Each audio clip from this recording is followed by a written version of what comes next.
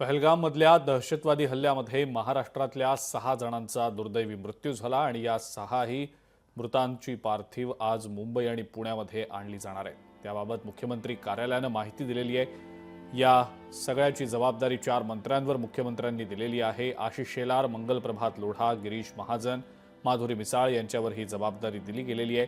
मंत्री शेलार आणि मंत्री लोढा मुंबई विमानतळावर तर माधुरी मिसाळ या पुणे विमानतळावर हजर राहणार आहेत।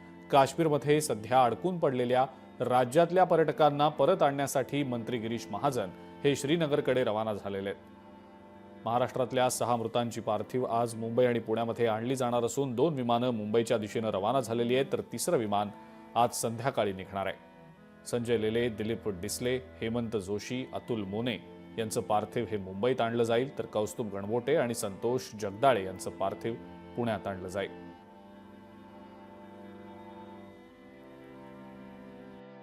काश्मीरची जी काही घटना झालेली आहे त्याच्यामध्ये महाराष्ट्रातल्या 6 पर्यटकांचा दुर्दैवी मृत्यू झालेला आहे।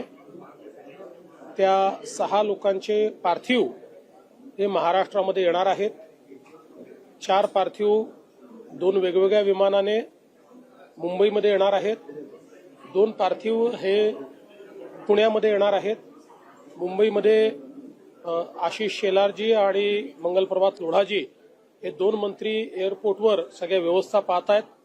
पुण्यामध्ये मुरली मोहोळजी जे केंद्रीय मंत्री आहेत ते स्वतः लक्ष घालतायत आणि माधुरीताई मिसाळ या एअरपोर्टवर उपस्थित राहतील आणि त्याचं सगळं कोऑर्डिनेशन करतील।